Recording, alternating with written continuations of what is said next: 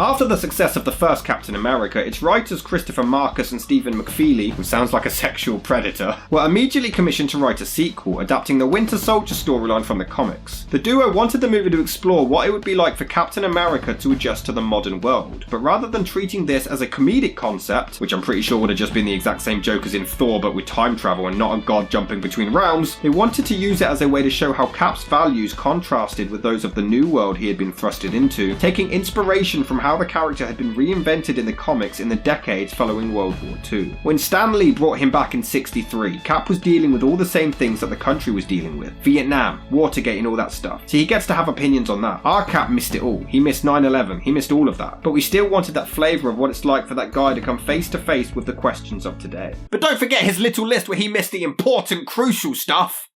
Like Star Wars! It takes some getting used to. The approach of reinventing the character for the modern day inspired the writers to treat the movie as a political conspiracy thriller, taking inspiration from 70s espionage films such as 3 Days of the Condor, Marathon Man and All the President's Men, the latter of which inspired the casting of Robert Redford as one of the main antagonists. Redford agreed to the job as his grandchildren were huge comic book fans, and he had always hoped they would get to see him in a superhero movie. So basically, they Richard Harris Dumbledored his ass. I'm sure they have a good reason. However, the screenplay did go through several different drafts, the first of which would have involved 2 alternating timelines, one in the modern day and one consisting of flashbacks to Cap's adventures in World War II. But this was abandoned as the writers felt that the constant time jumps would have killed the rising tension of the story. And they knew that they were going to fuck with time travel later on, so why bother wasting it all now? Oh, this is awkward. Furthermore, the writers had struggled for months about how to structure the third act, until Marvel president Kevin Feige suggested the idea of S.H.I.E.L.D. being corrupted from the inside, which inspired the movie's Hydra conspiracy plot. There was also a struggle with who to pick as supporting players. Unlike Thor and Iron Man, most of the supporting cast of Cap's first film were long dead, so the writers felt that the characters associated with S.H.I.E.L.D. would be the most logical choices to fill out the supporting cast, leading to the inclusion of Black Widow and Nick Fury. Hawkeye was also planned to appear, but the writers couldn't come up with anything for him to do, which led them introducing the character of Falcon instead and reassigning Hawkeye's actions in the plot to him. See, I told you, nobody likes Hawkeye.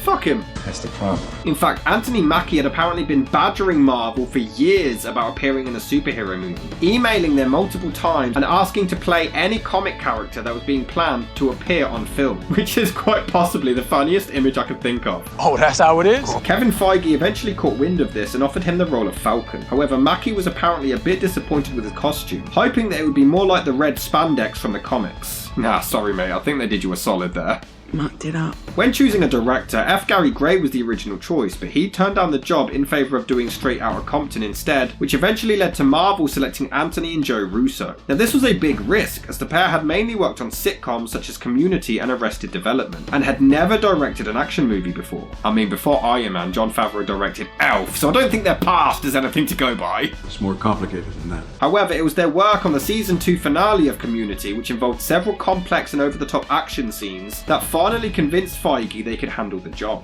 Thanks. Filming ran from April 2013 to January the next year, and unlike the previous installments, the Russos opted to use more practical effects and stunt work for the action scenes, rather than resorting to CGI, hoping that this would ensure the action looked as real and visceral as possible. This paid off, and the movie was Oscar nominated for Best Visual Effects as a result of it. But funnily enough, the Russos are big fans of the YouTube series Honest Trailers, and whilst filming, they would often say to the writers that they wanted the script to be honest trailer proof. They were determined to make a movie so good and so flawless that honest trailers would never be able to make fun of them or pick apart the story. It didn't work. When did Nick Fury stop wearing the bulletproof vest that saved his life in the Avengers? Why didn't Tony Stark find out about Hydra when he decrypted all of S.H.I.E.L.D.'s files? How did an agency that employs thousands of people hide the fact that half of its agents were members of a secret Nazi death cult for over 60 years? If S.H.I.E.L.D. had their hands on the Tesseract for so long, why didn't Hydra just use that to take over the world? If Nick Fury was such a threat, why didn't Hydra try to kill him before he saved Tony Stark's life, thought out their greatest enemy, and assembled a team of superheroes that would almost certainly stop any evil plans they had for the future? Captain America the Winter Soldier was released on April the 4th, 2014, and surprise, surprise, it was a big hit! The movie grossed $714 million worldwide, more than double the profit of its predecessor, and reviews were extremely positive, many declaring it a substantial improvement improvement on the first film and the best entry in the MCU. Black Widow is back in this, and what can I say, I have a soft spot for a badass female character who kicks ass, girl power and all that. She is a great addition to the story. She's a nice contrast to Cap, who's such a perfect squeaky clean hero that the movie itself even makes fun of for it. Where did Captain America learn how to steal a car? But Natasha is more of an anti-hero. She's not this perfect, flawless do-gooder. She does go against the rules and kind of does her own thing. I mean, she even takes on the main villain on her own. The movie also tries something new by actually making Captain America look badass. Who knew? When did this happen? The thing is, Cap is very similar to Superman in the sense that they're both sticking to the rules to save people. They're both squeaky clean American heroes, but the difference is that Cap was literally in the damn army. He fought for his country and then wakes up 70 years on and discovers all of this political corruption over the decades. He finds out that all of his efforts back in the 40s didn't amount to much. His loved ones still died, people were still killed in their thousands. It was practically for nothing, which makes for a very sympathetic and interesting character arc. The first movie was fine, but it was just a skinny guy fighting for his country being put on steroids and then saving them. This, in my opinion, is a massive upgrade in storytelling. He even meets back up with the love of his life, Peggy, who is still alive, but he can't be with her anymore because her minge would be all dried up, bless her. You just can't stop yourself from lying, can you? Nick Fury has a lot more screen time in this than the previous films, but it doesn't dent the mystery of the character one bit, and Sam Jackson is as cool as always. Soldiers trust each other. That's what makes it an army. Not a bunch of guys running around shooting guns. Last time I trusted someone, I lost an eye. Oh, I can't wait to find out what this is. Oh, who scratched his eye? Oh, it's going to be so exciting and not a letdown. Who can it be? What happened? Granddad loved people, but he didn't trust them very much. That's great, Nick, but what the fuck does that have to do with an elevator having no music? No, seriously. Cap makes a comment that the elevator doesn't have any music. You know, they used to play music. Yeah, my grandfather operated one of these things for 40 years. No, Granddad worked in a nice building. Got good tips. And then Nick just randomly goes off on a story about his grandfather. This wasn't even originally written. It was a real story that Sam Jackson told the writers about his granddad, and they put it in the script. But it just comes right out of nowhere. Hey Nick, I'm just going to the shop. Did you want anything? He'd walk home every night, a roll of one stuffed in his lunch bag. He'd say hi. But it's great that we finally get to see Samuel Jackson do what he does best, being one badass motherfucker. And he and others also have some really funny moments as well. Get me Agent Hill. Communications array damaged. Well, what's not damaged? Air conditioning is fully operational. How do we know the good guys from the bad guys? If they're shooting at you, they're bad. But the film doesn't focus on the comedy to the point that it dents the tone. The humour is definitely there, but it doesn't stick out too much, and the jokes are few and far between, which would unfortunately litter the later installments of the franchise. I noticed. Anthony Mackie as Falcon is another cool character introduction. He could have very easily just been the funny sidekick stereotype, but luckily the writers are smarter than that. He gets given a lot to do and even has some character depth of his own. We see that he runs a support group for soldiers, and he and Cap connect with one another as they both lost their best friends in battle. You lose someone?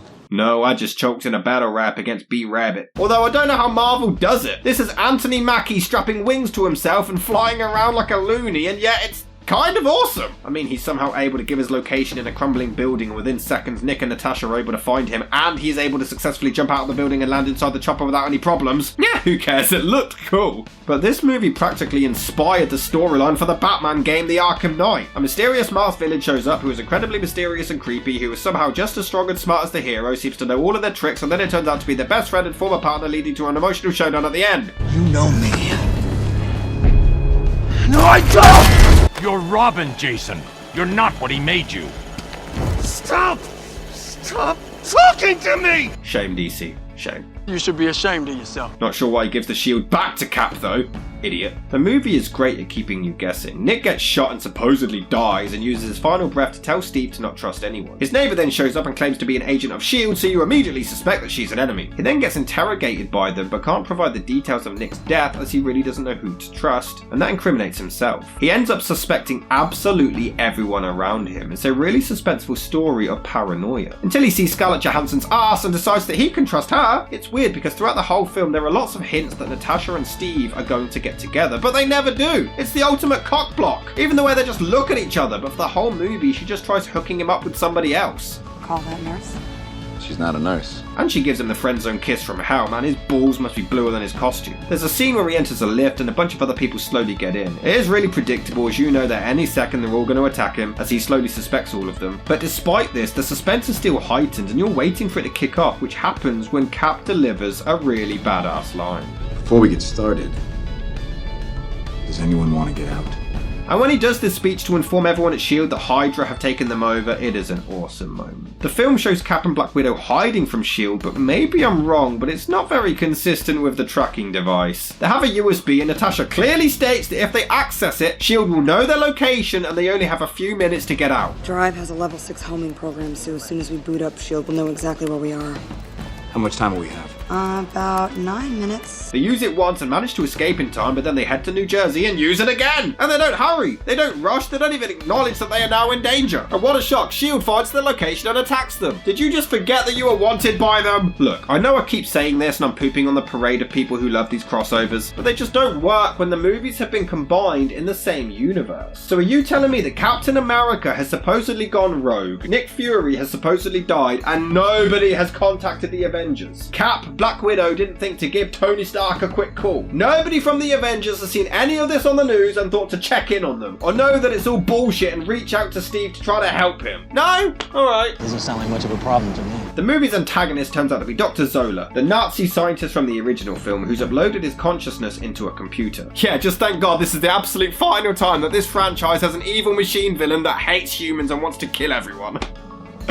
But to be fair, his motivations aren't just, let's make a big weapon and destroy the world. It's revealed that Hydra have been hiding in plain sight this entire time, and have been behind many of the disasters that humanity has dealt with in the decades between films. It is a clever idea, although clearly could have just killed Cap right here.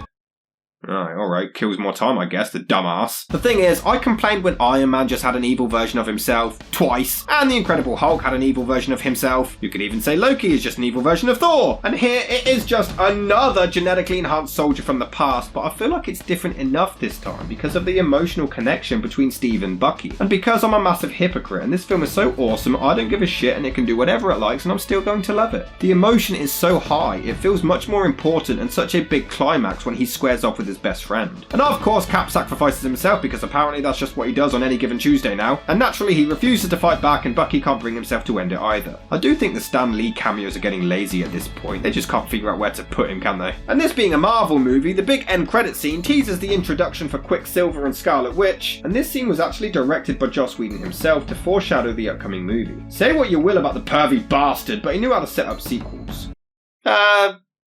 Sometimes. No one's perfect. The Winter Soldier is absolutely phenomenal. Yes, it's got great action scenes, but the story is what makes it. The conspiracy with Hydra and S.H.I.E.L.D., the strong character development of Nick Fury and Black Widow, the sympathy behind Steve's journey where he's literally fighting his demons from the past. It makes all the great action that more impactful. All I'll say is that it's not going to be easy to top this one.